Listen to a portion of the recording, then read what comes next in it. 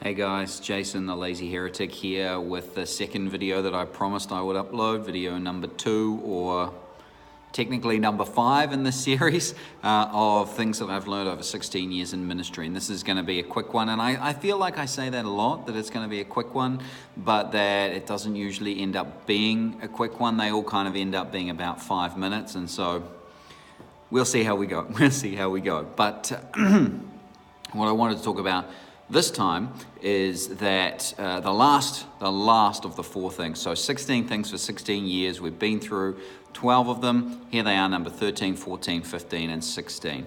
And let's start off with number 13. Number 13. The 13th thing that I've learned is that sometimes if you love someone, you've got to say no to them. And this kind of applies to all of life, but it also applies to ministry. Then people will let you down. Over the last 16 years, that's something that I've learned.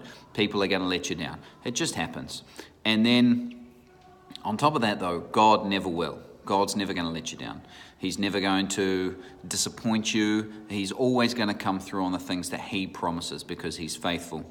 The other thing, number 15, is the thing that people who've never done ministry will always try and tell you exactly how ministry should be done. People who did ministry 40, 50 years ago, people who did ministry 20 years ago, people who always thought maybe I want to be in ministry but I've never given it a shot, they'll all tell you how it should be done. And you just got to learn to deal with that. Like, that's just something that comes. And then the last thing is, don't be fooled by quick fixes, silver bullets, easy growth formulas. Ministry is a hard graft. It's hard work, and it takes time. It's like farming. There's a reason that Jesus used that analogy so often. The soil, the harvest, the farmers, the seed. It's because it takes time. It takes time to prepare the ground.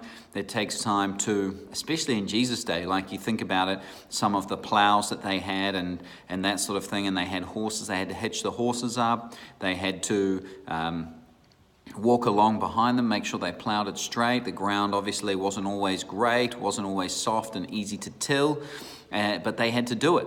And so it took time. And so the things that I want to focus on in this last video, in this series, not the last video ever, hopefully I'll be making these for a few years to come, is the first thing. There's a couple of things. The first one is sometimes that when you love someone, you got to tell them no. And this comes with any leadership position. This comes when you're a parent.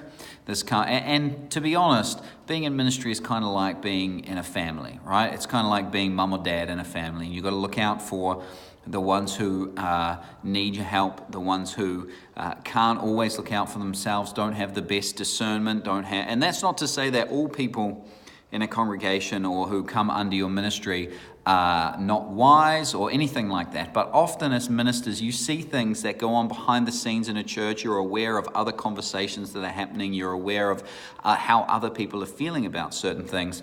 And you can speak into that with more wisdom and understanding than someone else might be able to. And sometimes when you love someone, you've got to tell them no. You've got to say, look, you can't do that. That situation's not going to go down well. That's not a wise thing to do. I wouldn't do that. And you've got to advise them, and you've got to be prepared for them to kind of get upset, get frustrated, say, look, what are you talking about? And you just got to learn to deal with that. And then the other thing is, people are always going to tell you how ministry should be done. And this is part of the double-edged sword, I think, of church life, and that people are so invested in the church, and that's great.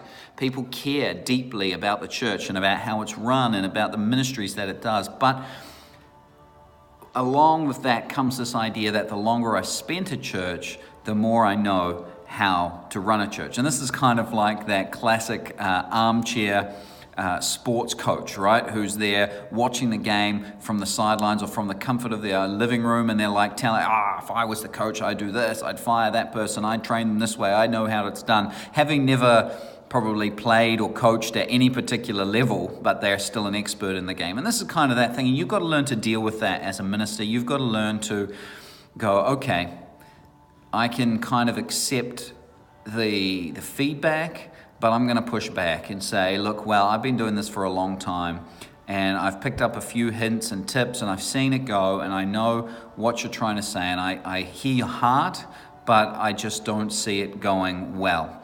And you've just got to, those are hard conversations you just got to have in ministry. And so those are a couple of encouragements, maybe encouragements. I hope you found it encouraging from me from over the last 16 years. And as I said, this video has probably come up less than 48 hours after the last one because already I'm another week behind. But I'll see you guys next week with the next thing we're going to talk about, which you'll find out what it is next week. All right, guys, God bless, take care, and we'll see you then. Bye-bye.